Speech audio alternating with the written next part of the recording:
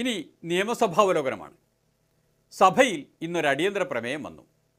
+2വിനും കോളേജുകളിലും മലബാർ പ്രദേശത്ത് ആവശ്യത്തിന് സീറ്റില്ല എന്നതാണ് വിഷയം. ഞാൻ നേരത്തെ പറഞ്ഞതുപോലെ എന്തുകൊണ്ടാണ് ഇവിടെ സീറ്റ് അധികമായത്, അത് എവിടെയാണ് അധികം കിടക്കുന്നത്, എന്തുകൊണ്ടാണ് ചില ദിക്കിൽ കുറവായത്, എന്തുകൊണ്ടാണ് മലപ്പുറത്ത് കുറവായത്, അതെങ്ങനെ പരിഹരിക്കാൻ പറ്റും എന്നുള്ള കൃത്യമായ പഠനത്തിലൂടെ മാത്രമേ നമുക്ക് ഈ പ്രശ്നം പരിഹരിക്കാൻ കഴിയുള്ളൂ. മലബാർ പ്രദേശത്ത് അതുപോലെ തന്നെ മലപ്പുറം പ്രദേശത്ത് കഴിഞ്ഞ വർഷവും ഈ ചെറിയ പ്രശ്നങ്ങൾ ഉണ്ടായിരുന്നു. ഈ വർഷവും അത്തരത്തിൽ പ്രശ്നം വരാനുള്ള സാധ്യതയുണ്ട്. ആ സാധ്യത മുന്നിൽ കണ്ടുകൊണ്ട് കേരളത്തിൽ മൊത്തം നിൽക്കുന്ന ഈ എക്സസ് എന്ന് പറയുന്ന ഈ സീറ്റ് അല്ലെങ്കിൽ ബാച്ച് ഇതെങ്ങനെ ഉപയോഗിക്കാമെന്നുള്ള ശാസ്ത്രീയമായ നിരീക്ഷണത്തിലാണ് വിദ്യാഭ്യാസ വകുപ്പ്. ഇതെവിടെയാണ് കൂടുതൽ എവിടെയാണ് കുറവ് എന്ന് സെക്കൻഡ് അലോട്ട്മെന്റിൽ കുട്ടികൾ അപ്ലോഡ് ചെയ്യുമ്പോൾ മനസ്സിലാവും. അങ്ങനെ മനസ്സിലാകുന്ന സന്ദർഭത്തിൽ എവിടെയാണ് കുറവ് എന്ന് കൃത്യം മനസ്സിലാക്കി അവിടെ ആ പ്രശ്നം പരിഹരിക്കുന്നതിൽ ഇടപെടലിനെയാണ് നേരത്തെ പറഞ്ഞ പ്ലാൻഡ് ആൻഡ് സയന്റിഫിക് ഇടപെടൽ എന്ന് പറയുന്നത്. അതുകൊണ്ട് കൃത്യമായി എവിടെയാണ് ആർക്ക് വേക്കൻസി എന്ന് തിരിച്ചറിഞ്ഞ് ആ വേക്കൻസി ഫില്ല് ചെയ്യത്തക്ക രീതിയിലുള്ള ശാസ്ത്രീയമായ നിലപാടാണ് എടുക്കുന്നത്. ഇത്തരത്തിലൊരു അടിയന്തര പ്രമേയ ചർച്ച ചെയ്യേണ്ട ആവശ്യം ഇല്ല എന്നുള്ളതാണ്. ഉന്നയിക്കപ്പെട്ട പ്രശ്നമെല്ലാം പരിഹരിക്കുന്നതാണ് ശ്രീ ഖാദർ പറഞ്ഞത്. ഇനി പറയാനൊന്നുമില്ല സർ.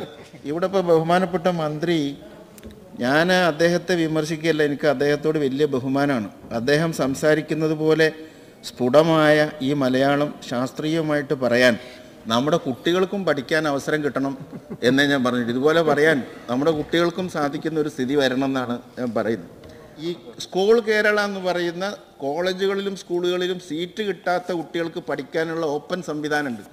ആ സംവിധാനത്തിൽ മലപ്പുറത്തുനിന്ന് മാത്രം ചേർന്നത് 21,000 പേരാണ് കഴിഞ്ഞ വർഷം.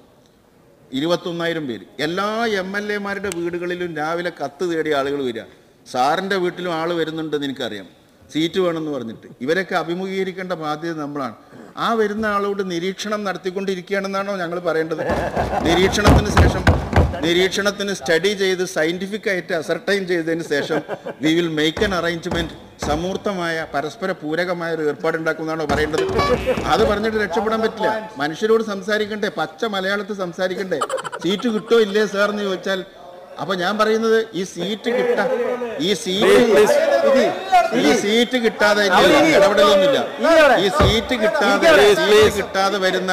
സീറ്റ് കിട്ടാതെ ഞാനൊരു അടിയന്തര പ്രമേയം ഒരു ബഹളമൊന്നും ഇല്ലാതെ ശാന്തമായിട്ട് അവതരിപ്പിക്കാനും സമ്മതിക്കില്ല, ഒച്ച ഉണ്ടാക്കാനും സമ്മതിക്കില്ല. ഭരണപക്ഷത്തെ പോരാളികൾ തെറ്റിദ്ധരിച്ചതാണ്. അവർ കരുതി ഖാദർ മന്ത്രിയെ പരിഹസിക്കുകയാണ് എന്ന്. എന്നാൽ സത്യം അതല്ല. ഈ വിദ്യാഭ്യാസ മന്ത്രിയെ ഞാൻ നിങ്ങളെല്ലാവരെക്കാളും ബഹുമാനിക്കുന്ന ആളാണ്. അദ്ദേഹത്തിന്റെ മഹത്വം ഞാൻ മനസ്സിലാക്കിയതുപോലെ നിങ്ങൾ മനസ്സിലാക്കിയിട്ടില്ല. അപ്പോ ഞാൻ പറയുന്ന അദ്ദേഹത്തിന് ഇത് ചെയ്യാൻ കഴിയുന്നുള്ളത് കൊണ്ടാണല്ലോ ഞാൻ അദ്ദേഹത്തിന് മുമ്പിൽ ഇത് അവതരിപ്പിക്കുന്നത്. ഇതിന് പറ്റാത്ത ആളാണെങ്കിൽ ഞാൻ ഈ ഏർപ്പാടിന് പോകും. അമിതാവേശം കാരണം അബദ്ധത്തിൽ ചാടാൻ ബഹുമിടുക്കന്മാരാണ് ഭരണപക്ഷത്തെ യുവ വിപ്ലവകാരികൾ. മദ്യത്തെ ഭക്ഷണത്തിന്റെ ഭാഗമായി ഒരു ശീലമായി തലമുറകളായി സ്വീകരിച്ചിട്ടുള്ള സമൂഹങ്ങളിൽ ഉള്ളതിനേക്കാൾ ഏതാണ്ട് ഇരട്ടിയാണ് ഇന്ത്യയിലെ ഉപഭോഗത്തിന്റെ അളവ്.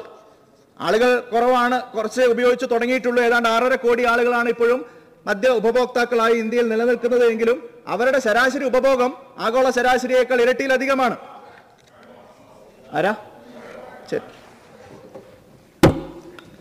ഈ മദ്യവുമായി ബന്ധപ്പെട്ടാണല്ലോ ചർച്ച ചെയ്യുന്നത്. അപ്പം നമ്മളെ സംബന്ധിച്ചിടത്തോളം CPIM പൊതുവിൽ CPIM-ൻ്റെ കേഡർമാരും മറ്റും മദ്യപിക്കാൻ പാടില്ല എന്ന്. അപ്പോൾ നിങ്ങൾ ചോദിക്കും രഹസ്യമായി അടിക്കുന്നുണ്ടോ? അത് അത്തരത്തിൽ ആളുകളുണ്ടെങ്കിൽ നിങ്ങൾ കാണിച്ച് നമ്മൾ നടപടി സ്വീകരിക്കുകയും ചെയ്യും. ഇതിൽ മദ്യപിക്കുന്ന ആളുകൾക്ക് സീറ്റ് കൊടുക്കില്ല, മദ്യപിക്കുന്ന ആളുകളെ സ്ഥാനങ്ങളിലേക്ക് ഉയർത്തില്ല എന്നൊരു ശക്തമായ നിലപാട് ബൽറാമിൻ്റെ പാർട്ടിക്ക് ഉപയോഗിക്കും.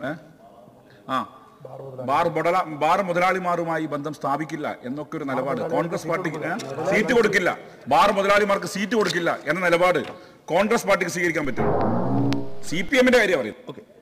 CPM-ന്റെ കാര്യം നമുക്കറിയാലോ. കോട്ടയം സമ്മേളനത്തിൽ പിണറായി വിജയൻ പറഞ്ഞത് കള്ളു കുടിച്ച് ഇവിടെ പ്രശ്നം ഉണ്ടാക്കരുത്, ഇത് ഉഷാ ഉതുപ്പിന്റെ ഗാനമേളയല്ല എന്ന് നിങ്ങളെയൊക്കെ ചൂണ്ടി തന്നെയാണല്ലോ പറഞ്ഞത്. അപ്പൊ നിങ്ങളുടെ സംസ്ഥാന സമ്മേളനത്തിൽ പോലും കള്ളു കുടിച്ച് ബഹളം ഉണ്ടാക്കുന്ന ആളുകളുണ്ട്. അപ്പൊ അതിലേക്കൊന്നും തർക്കത്തിലും വേണ്ട. ഞാനൊരു പോളിസിയെ കുറിച്ചാണ് പറയുന്നത്. ഈ രാജ്യത്തും ഈ ലോകത്തും മദ്യത്തിന്റെ ഉപഭോഗം ഉണ്ടാക്കുന്ന പ്രശ്നങ്ങളെക്കുറിച്ചുള്ള ചർച്ചകൾ ഉണ്ടാകുമ്പോൾ ഈ നിലയിലുള്ള രാഷ്ട്രീയമായിട്ട് അതിനെ വഴിതിരിച്ചു വിടണമെന്ന് ബഹുമാനപ്പെട്ട യുവ അംഗം ശ്രദ്ധിച്ചാൽ അത് അദ്ദേഹത്തിന് നല്ലതാണെന്ന് പറയുള്ളൂ. ഞാൻ അദ്ദേഹം ഏതായാലും അതിലേക്ക് പോകുന്നില്ല, എന്റെ വിഷയത്തിലേക്ക് തിരിച്ചു വരികയാണ്. ഷംസീറിന് പറ്റുന്ന തരത്തിലുള്ള അബദ്ധങ്ങളല്ല UDFകാർക്ക് പറ്റാറുള്ളത്. അവരുടെ അബദ്ധങ്ങൾ വേറെയാണ്. ഇതാ VP സജീന്ദ്രന് പറ്റുന്ന തരം അബദ്ധങ്ങൾ. സാർ, കഴിഞ്ഞ ഗവൺമെന്റ് കാലത്ത് ഈ സംസ്ഥാനത്ത് LDF അധികാരത്തിൽ വന്നാൽ ഒരു തുള്ളി മദ്യം പോലും ഇവിടെ ഉണ്ടാവില്ല എന്ന് പറഞ്ഞത് ഇന്ന് നമ്മുടെ പല നവമാധ്യമങ്ങളുടെ പരസ്യങ്ങൾ വന്നുകൊണ്ടിരിക്കൂ. അത് ഏറ്റവും കൂടുതൽ പരസ്യമായിട്ട് ഉപയോഗിച്ചത് KPCC ലളിതയുടെയാണ്. KPCC ലളിതയുടെ പരസ്യം കേരളത്തിലെ ജനങ്ങൾ മറന്നുപോയിട്ടില്ല, നമ്മളും മറന്നുപോയിട്ടില്ല. അത് KPCC ലളിത പറഞ്ഞു പോട്ടെ. പാർട്ടിയുടെ അഖിലേന്ത്യാ സെക്രട്ടറി ശ്രീ സീതാറാം യെച്ചൂരി